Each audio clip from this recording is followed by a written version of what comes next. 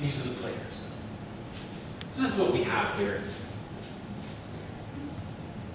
What my ulterior motive for doing this is it's an opportunity to convince you how beautiful these animals are. That's absolutely incredible. Look at them. Look at the colors. That thing, the black blowfly, that one, if you got it on your wounds, you'd be all right. You wouldn't want that one, because it would not stop at the dead flesh. This one's okay. This one attacks sheep in Australia. This is a really unpleasant creature. It's caused a sheep strike. And so you know how sheep, they tend to get matted fur. They just lay eggs in the matted fur and then just go right into the live tissue. This one, you'd be all right. You get spider fat things on your flesh. This is a very noxious animal. Not so much now because we have screens on our windows, but in the past, in pioneer days, there's often what would happen when people would get hay fever, right? And these things would fly in and lay eggs on the discharge as you're sleeping, and then the eggs would crawl up into your nasal cavity, and it's not very pleasant. Depending if they can find their way out, it may or may not be fatal. So doctors used to be on the lookout for that, but that's so now because we have screens. And we don't usually have dead animals all around us. It was something more common. And this one, he's kind of like that. If you say you got that in the blue, again, you don't want that one. That one, look at that. Look at the blonde hair on that. Isn't that exquisite? Any ideas? Cluster fly. Lays eggs in earthworms. They eat the earthworms inside out. And then they come into our house in the fall. Everyone's always panicking. What are these flies doing? Are they beating my wall? Nah, they're just looking for a place to hang out. They're all right. They won't hurt you. Unless you're a cluster fly. I mean, a worm. Now, I don't want to go into a lot of detail on this, but insects live in insect time. And so in cool weather, they live slowly. In hot weather, they live quickly. And we measure insect time as degree days. And just as a general, for example, if it takes 18 degree days, which would be 1 degree Celsius for one 24-hour period is 1 degree day. And if they need 18 above 10 before hatching, so meaning anything 10 and below, they just sit there frozen. They can sit there for months. It wouldn't matter to them. They just in stasis. And then, is that what the word is? They're stuck, not doing anything. And after 10, their physiological processes are clipping along and they're actually growing. Slow motion in cool weather and fast motion in warm weather. So it takes 9 days to reach the same age at 12 Celsius or 1 day at 28. So 28 minus 10 is 18. 12 minus 10 is 2 times 9 is 18. So the point I'm trying to get across is even though it sounded simple when I talked about measuring their time, you have to measure temperature time, degree days. But once you solve that problem, it's dead easy. So what you have is, this is an optimistic view of how we experience the seasons in Canada. This is what insects experience. They actually don't notice winter because they're in suspended animation. Spring is very short because there's not a lot of heat available. Fall is very short, but the summer is massive because they're living in fast motion because the temperature is so high. So they're living their life through very quickly. So their summers are very long, relatively speaking. Now, research. It's not legal to use people or like, you know, assuming there were carcasses around for sale in Ontario for this kind of work, so you have to use a surrogate. And I hope no one's offended, but they are the best surrogate for human carcass that you can get. They're more or less our weight. They eat more or less the same thing. With minor differences, they're more or less our intelligence level. They're generally clean unless you keep them housed in a pen. And they are clever animals. They play and stuff like that. And they have skin instead of fur. And they have the same diet that we have, which is the key. That's the key. They have the same diet. So they have approximately the same level of conditioning. You know, they get a similar amount of exercise to what we get. And so that's what we use. We put them out to attract flies. And so there's one. As you can see, it's in a bit of a bloat stage there. It wasn't nearly that big when it was put out. This work took place, where is it? I always get lost here. Just behind there, behind the DNA building. Who's my student? This way, you put it in a cage because you don't want the coyotes to steal your bait, right? There's a trick when you work with dead animals. You have to buy them dead, or otherwise you have to go through an animal care protocol. So, just as a tip, if you're ever doing work with dead animals, get them dead. Besides which, all the legal ways of killing them on campus are probably illegal anyway.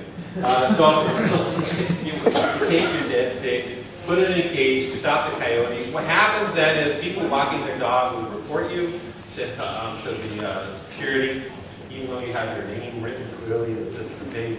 They'll accuse you of doing things to animals as torturing them, and you'll just try to brush it off or explain it away. What we were doing here is experimenting on how these different traps, how the different species of flies respond to traps. In fact, the different species, some come to different colors, some go to different heights, some go to different angles. When we did this work with pigs up north, you can see the blow. By the way, that's why they're called blowflies, right? They're called blowflies because the carcasses blow up, like they literally like a balloon. And at which point they release a gas and they collapse. It's a matter of 4 days you can reduce the mass of the carcass by 80 to 90%.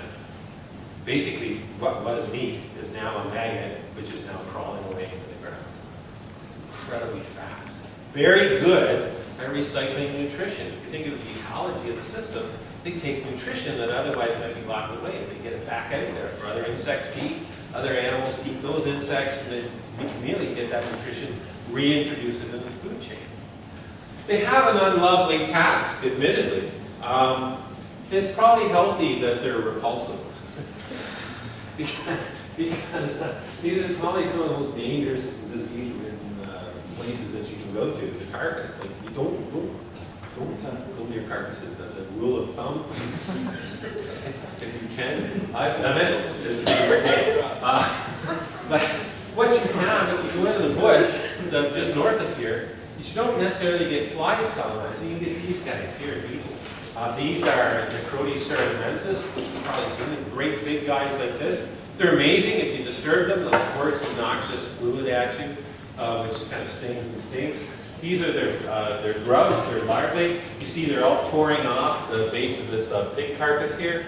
And then you see a little grub there on the muzzle of that pig.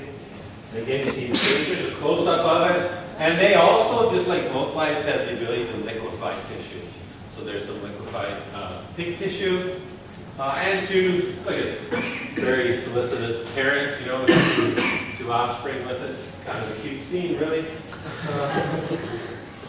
There's a close-up of some grubs. This one's actually a liquefying coyote carcass, not just a pig.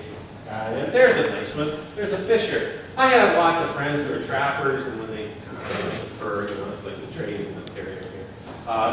They give me the stripped carcass. We've asked the CEOs if I can do that, and it's either that or it goes to dump. So they're happy to have me take that. So I have them. They don't have any fur on them. And so I use them for attracting flies, which is a good use as any. And then you can see when we use them up north, man, have the beetles on them. Now, there's some black blowflies. For me, Richie. Quick question. Yeah. How do you skin? Would that affect the... Yeah, would, yeah. So you can't use them as a surrogate for how a human carcass would decompose, but you can use them as a survey tool. Right. So if I want to know what blowflies and what beetles are out there, and more or less what rate they come through. Why are you laughing? I'm laughing at the look on her face. Survey tool. Yeah, you put them up on the stadium rock. So these are what they do. You'll notice they're all hanging around the mouth, right? They're good parents. They're good mothers. They want to hide those eggs because the ants, once the ants know there's something there, they're going to scour that carcass for eggs. They want to take those eggs back.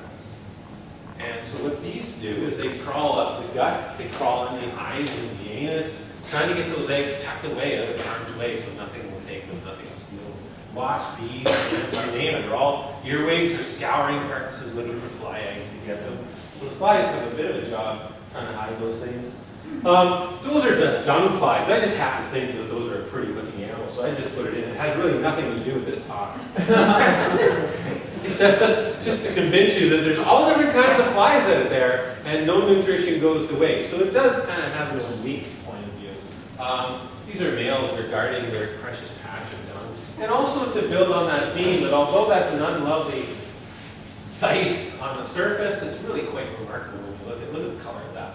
Now, what's amazing is that it's normal to be repulsed by these things, but I think it's fascinating that our species on the planet, as we overcome the revulsion because of our curiosity, that says something about how important learning and knowledge is to us. I'm not saying anything about any other animal. They can do their own thing. That's fine. I'm not another animal. I don't know what they think. I'm just saying about us, the fact that we can overcome revulsion at these grotesque things and suddenly find what's exciting and interesting is really amazing thing about our species.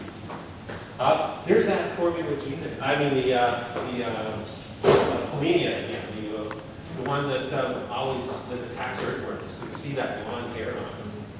So anytime you see that sort of blonde, yellowy hue, that's a Polenia, it's a cluster fly.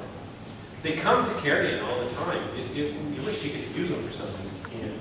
So just admire. This is just more flies in Honduras. They don't just come to carcasses, they come to human refuse as well. And I just thought that was interesting. This is a really good cluster of house flies there. That's just a